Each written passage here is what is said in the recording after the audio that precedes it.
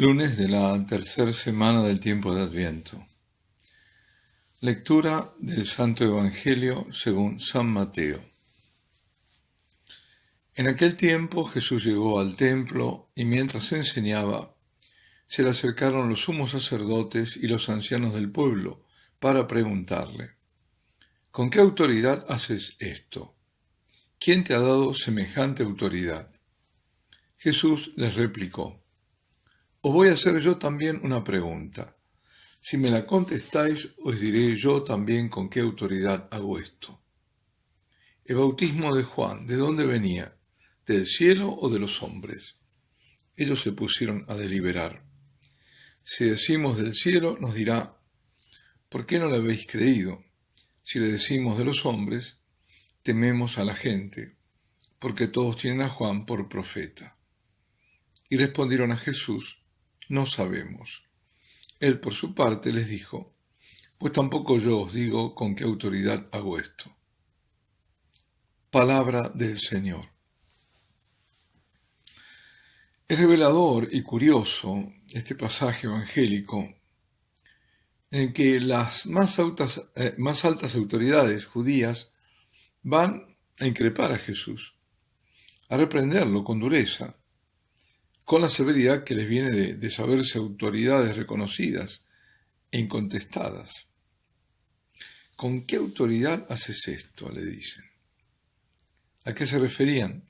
Pues según parece, a haber expulsado a los mercaderes del templo, lo que en este relato no surge inmediatamente. Pero esa fue la razón principal.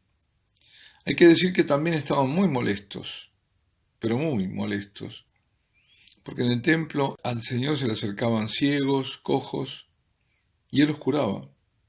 Y la gente, y entre ellos niños, gritaban: «Hosana al Hijo de David, Hosana». Lo clamaban, lo alababan, reconocían como el Mesías, el Hijo de David, Hosana. Hosana es Hosanna, Hosanas, que significa sálvanos, sálvanos. Eso quiere decir Hosana. Y eso los irritaba, porque para ellos era un farsante, porque se morían de envidia, esta es la verdad, ¿no? Dice la Escritura que se indignaron y le dijeron: ¿oyes lo que dicen estos? Se refería a los gritos, ¿no? Y el Señor les respondió: si acaso no habían leído el Salmo, de la boca de los pequeñuelos y de los niños de pecho sacaré una alabanza. Eso lo tenemos en el Salmo 8. Además, como leemos en este Evangelio de hoy, también Jesús enseñaba en el templo. Y digo es curioso y revelador porque a estos que pensaban que después de Dios estaban directamente ellos, los imaginamos como diciendo: aquí hay que tomar cartas en el asunto. Esto no se puede tolerar, no puede quedar aquí, así. ¿Quién se cree que es?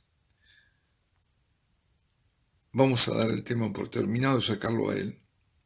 ¿Cómo se atreve a echar a quienes son necesarios al servicio del templo y nosotros permitimos que ejerzan su actividad?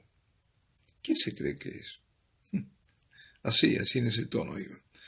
Pues curioso, por cierto, porque vienen con todas las ínfulas.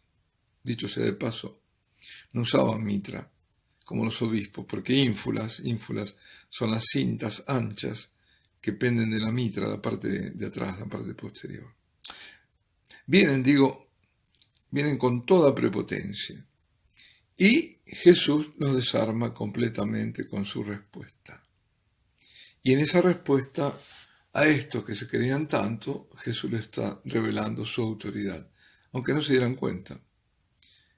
Es decir, a la insolente pregunta de los jefes judíos, de estos ancianos y sumos sacerdotes, que era la máxima autoridad, ¿no?, que le dicen: ¿con qué autoridad haces esto? ¿Quién te ha dado semejante autoridad?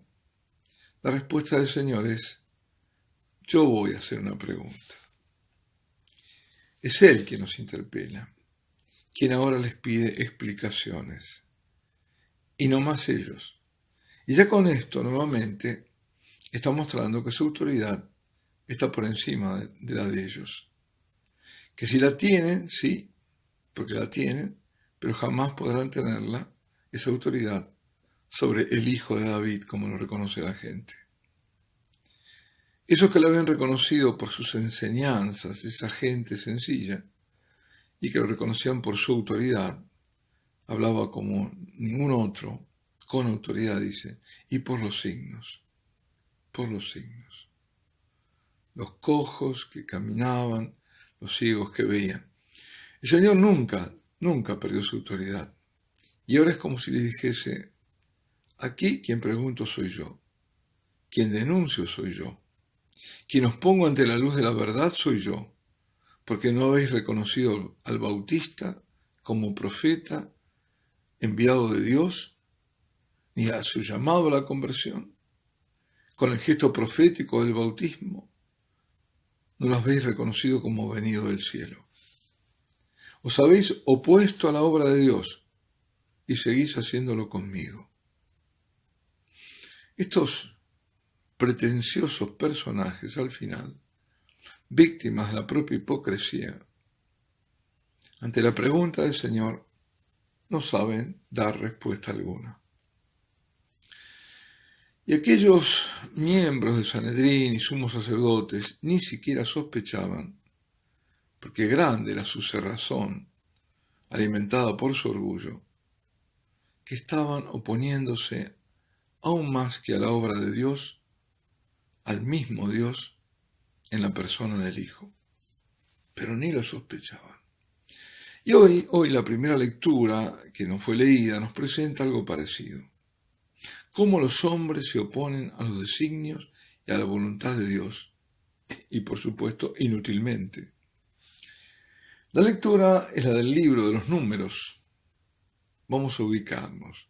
Los moabitas, los habitantes de Moab, con el rey Balac a la cabeza, tienen miedo de Israel. Y el rey busca al profeta Balaam, un profeta que no es judío, a que lo maldiga, que maldiga a Israel. Claro, no podían buscar a un profeta judío que el propio pueblo lo maldijera. Porque sabía que quien Balaam bendecía quedaba bendecido, y a quien maldecía quedaba maldecido. Pues Balac, atención que los nombres son muy parecidos, no confundir, Balac, el rey, le paga a Balaam para que vaya a maldecir a Israel. De paso, vemos cómo, y aquí no me pregunten porque por razones misteriosas que no comprendemos, pero que son reales porque lo hemos visto y sabemos de ellas, las maldiciones son efectivas, son reales. A veces se maldicen generaciones. Bueno, este profeta no judío recibía el Espíritu de Dios. Esto también es una cosa extraordinaria. El Espíritu venía sobre Balaam y profetizaba. Y este es otro misterio. ¿Cómo se puede llegar a manifestar el Espíritu fuera del pueblo de Dios? Incluso hoy fuera de la iglesia en alguna ocasión, aunque por cierto remota y rara. Pero nunca hay que olvidar que Dios es libérrimo, es absolutamente libre y puede hacerlo. Por otra parte, tenemos que aprender que si bien el Espíritu Santo, porque esta es la contrapartida, ¿no?, guíe a la iglesia, también guiaba a la sinagoga, también. Es decir, al Sanedrín, pero si se dejaban guiar. Lo mismo ahora. El Espíritu Santo, sí, guía a la iglesia, pero no necesariamente. Hablo no de la iglesia verdadera, sino a la mayoría de la iglesia, en la iglesia. No necesariamente la iglesia pueda en algún momento de la historia no seguir y oponerse al Espíritu. Es que eso pasó. Eso pasó con el arrianismo en el siglo IV. La gran mayoría, casi la unanimidad de los obispos, con el consentimiento del Papa, el Papa Liberio, estuvo por conveniencia o por temor o por simple error o por lo que fuera, pero estuvo rechazando al Espíritu Santo y apoyando una tremenda herejía, porque el arrianismo no reconocía la divinidad de Jesucristo, lo hacía criatura. No toda la iglesia fue arriana, porque eso es imposible.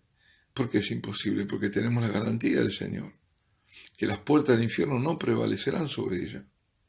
Es decir, aunque sean uno o dos, pero esa es la iglesia que se opone a la herejía. Porque San Atanasio, San Hilario de Poitiers, no se adhirieron y antes bien lucharon contra el arrianismo y sufrieron las consecuencias, sufrieron el exilio. Es decir, en la mano de un pequeñísimo resto estaba la verdadera iglesia. Y hoy puede ser, y de hecho es parecido. Dios nos hizo libres y en nuestra libertad podemos, y Dios no lo permita, oponernos a su voluntad, oponernos a la verdad, luchar contra Él, seguir herejías promovidas por pretendidas autoridades, por quienes se pongan en lugar de Jesucristo. La iglesia es de Cristo. Pues este Balaam, ahí fue a maldecir a Israel. Le pagaban para eso. Pero ¿qué pasa? Que en lugar de maldecir, el Espíritu le hace bendecir. Y divisando, dice, a Israel, acampado por tribus, profetizó. Qué bellas tus tiendas, oh Jacob, es decir, Israel, ¿no? Y tus moradas, Israel. Y entonó sus versos. Oráculos de Balaam, hijo de Beor. Oráculo del hombre de ojos perfectos. ¿Por qué dice de ojos perfectos? Se refiere a la visión sobrenatural. Oráculo del que escucha palabras de Dios y conoce los planes del Altísimo, que contempla visiones del Poderoso, que cae en éxtasis y se le abren los ojos. Y luego esa introducción en la que se presenta, profetiza. Lo veo, pero no es ahora. Lo contemplo, pero no será pronto. Avanza una estrella de Jacob y surge un cetro de Israel. Sí, no solo bendijo a Israel, sino que estaba profetizando la venida de Jesús en un futuro no cercano. Y Jesús llegó. Y Jesús no lo reconocieron quienes debían hacerlo. Y Jesús está aquí y se lo ignora, se lo rechaza y se lo combate. Lo rechaza y lo combate el mundo, lo sabemos, siempre fue así. Lo ignoran y apostatan en su iglesia. Y ayer como hoy. Pero el Señor que crucificaron ahora vendrá con todo su poder. Estamos en el tiempo de la segunda venida, cuando restaurará todas las cosas. Pero antes la iglesia deberá pasar por una gran prueba que sacudirá la fe de muchos y en la que muchos caerán víctimas de la impostura. Por eso, queridos amigos, firmes en la fe en el Señor, cobijados en la Santísima Virgen, renovando su pertenencia con nuestra consagración a su corazón inmaculado y nuestros rosarios, nuestros varios rosarios durante el día, nuestras adoraciones silenciosas, nuestra vida irreprensible, nuestras penitencias, nuestro corazón purificado, nuestras reparaciones, nuestra lectura y meditación de la Sagrada Escritura, y en particular de los Evangelios, y nuestra constante invocación al Espíritu Santo.